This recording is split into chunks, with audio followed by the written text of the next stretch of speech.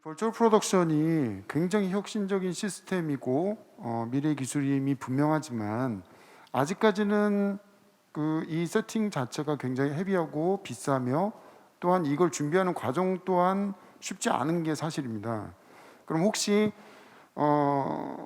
지금 생각하고 계시는 이런 버추얼 프로덕션을 대중화시키기 위해서 이 제작 과정을 조금 더 이제 원가를 절감하고 예산을 절감할 수 있는 방법으로 혹시 생각하고 계시는 아이디어나 혹시 그런 부분들에 고민이 있으신지 물어보고 싶습니다.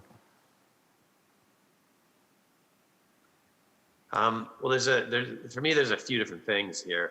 One of them is, from a tool standpoint, we're working really hard at making the tools, as easy as possible to work, and to be able to set it up easily, to be able to get your sets and stuff onto the LED walls and whatnot, and providing tools to help you do virtual scouting when you don't have an LED wall to look at. So what I mean by that is you can go into Unreal Engine and have have a version of your physical set in Unreal with LED panels in Unreal, and then you can pretend to actually shoot onto those LED panels as if you were doing it in the real world.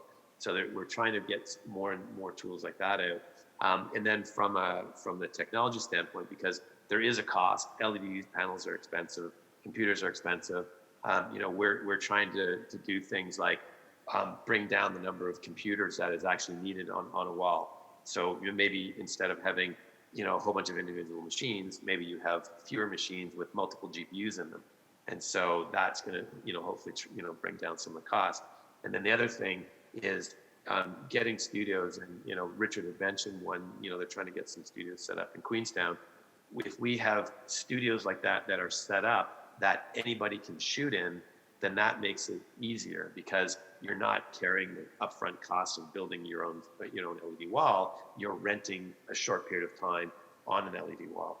And so the problem is, and Alistair kind of mentioned this earlier too, which is a lot of LED panel, a lot of things are being built and set up. So LED panels are hard to get, they're hard to source. We're hopefully, things will get a little bit better, but some of these studios that are going to be your generic studio that anyone can shoot at, those are starting to come along, but there's a lot of investment involved. But again, once some of those come along, then that does kind of make it easier for the smaller projects to get in and be able to shoot on these things. So I think those are some of the areas that we're like Epic itself is trying to do as far as the software and making the tools easier, but we're also seeing, hopefully on the other side is, more companies building, sort of basically sound stages with LED panels in it that more companies can use. 네. 혹시 알레스테어도 이 사안에 관해서 혹시 뭐 Yeah, 아이디어가 있으신지? 네. I think Sean covered a lot of it there. I mean, I think Unreal Engine is free, which is wonderful and nice of Epic that they do that. I think that's a fair thing. I mean, there's no getting around the fact LED panels are expensive. They are expensive to get a hold of. I think that Sean made a really good point that we're seeing more and more of them pop up around the world in different scales, right? Like not everyone needs a Mandalorian setup. In fact, the reality is not that a lot of productions need far less. If you want to just have outside the window looking correct, or some people on the doorstep, or you're just trying to avoid location shoot, then maybe you can get away with far less. We've done tests where we had like 10, like I don't know, 20 square meters or something like that, and you can do quite a lot.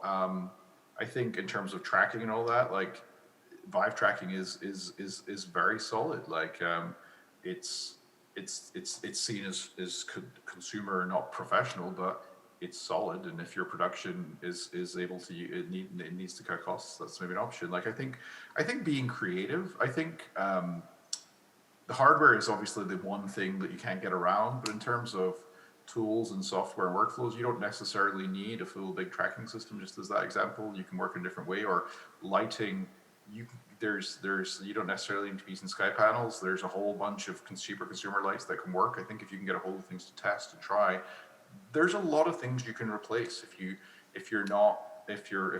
budgets are smaller or and often not needed if the production doesn't need it. I think there's a lot of things that not every production needs. So I think just getting creative is the solution, and it's something that we do at Weta Digital a lot. Where like we're spending a lot of time looking at like, well, okay, this is how films have already been made, always been made, but how can we do it differently? Like the multi-user thing that Sean talks about, you don't necessarily need to fly crew around the country anymore. You can have someone in a different city on the other side of the world, and they can actually be seeing the same Unreal Engine setup, and they can be interacting and moving things together. You can be moving objects around the scene together, and so. That was forced upon people because they weren't able to fly around the world. But the wonderful thing is now I see it, and I think this is what we're going to just keep doing in a lot of situations. It's like, that was great. Let's not fly together anymore. Let's actually just do this. It's 10 times faster, and we'll get together for the actual shoot, for all the prep we can do from all the different parts of the world. So I think just looking for creative solutions to problems and trying to find anywhere that you can try a consumer product or something different and see if that fits in is great. There's a lot of really cool tech that's coming on board, and might be good enough for the situation.